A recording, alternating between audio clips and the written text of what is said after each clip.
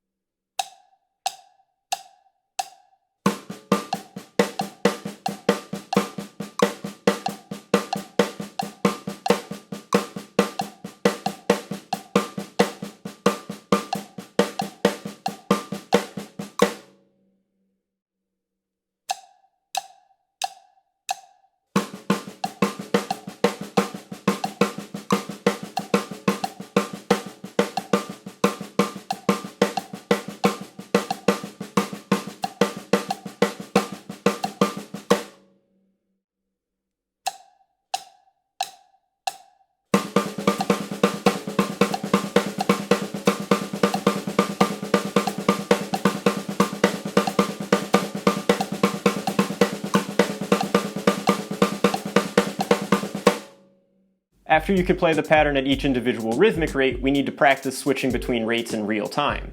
To demonstrate, I'll play the pattern at each rhythmic rate, but I'll make it one big sequence. And I'll play each rate for 2 measures. So we'll start with 2 measures of the 5-stroke pattern as quarter notes, and then 2 measures of eighth notes, and then 2 measures of eighth triplets, and then 2 measures of 16th, and then 2 measures of 16th triplets, and then from there I'll work back to quarter notes.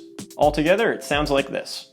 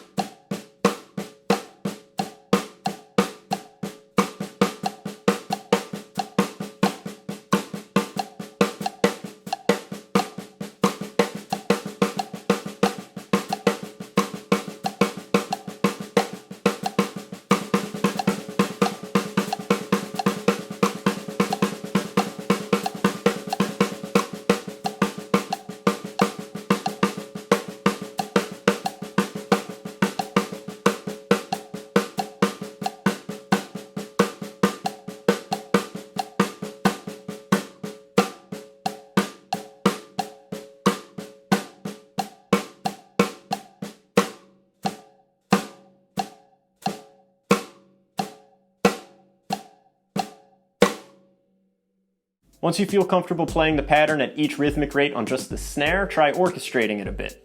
We could start shaping melodies with the pattern this way, and using a melody helps further create the effect that the time speeds up as we further divide each beat, or slows down as we work back toward larger subdivisions.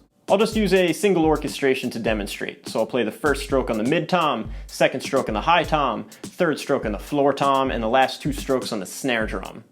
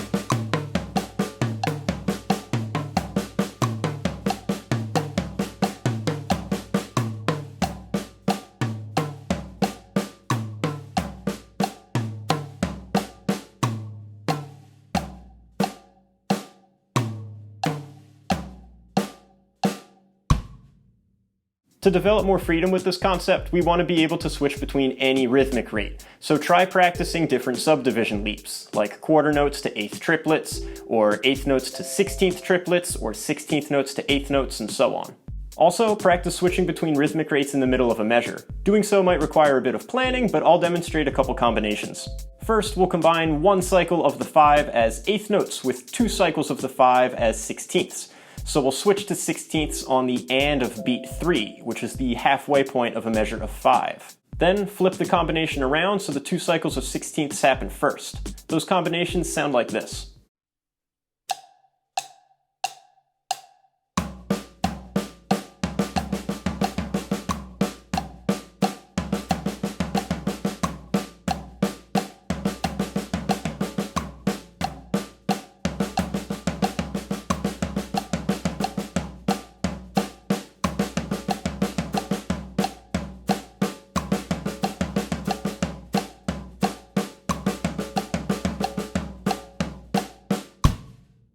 After that, we'll combine 2 cycles of the 5 as sixteenths with 3 cycles of the 5 as 16th triplets, as well as the reverse, so we'll have the 16th triplets followed by the sixteenths.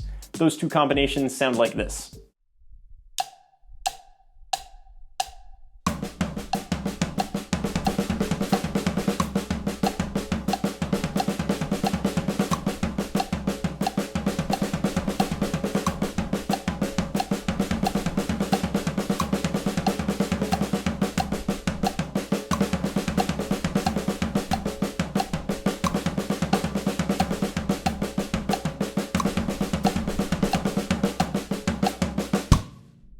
We could also switch between just the triplet rates, but that gets a little bit messier because we'd switch rhythmic rates on a triplet partial instead of an eighth partial.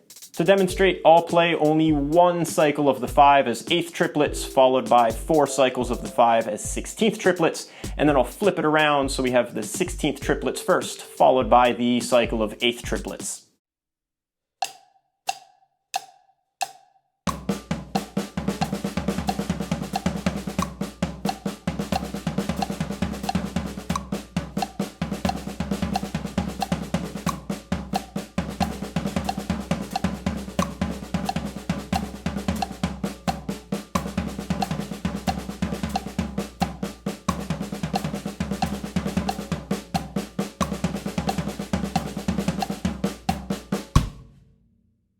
From there, it's just a matter of working in dynamics and different orchestrations to make this concept more musical. Also try using different 5-stroke patterns or even different 5-beat rhythms.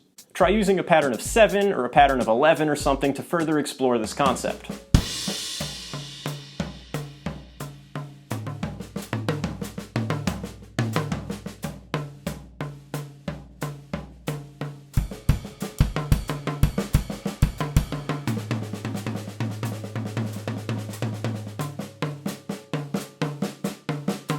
If you like what you saw in this video, check out my Patreon page. Your support grants you access to transcriptions for this video, as well as transcriptions for all my other lesson videos. And follow me on Instagram, @drummerhar, to see more videos of my playing. As always, thanks for watching and see you next time.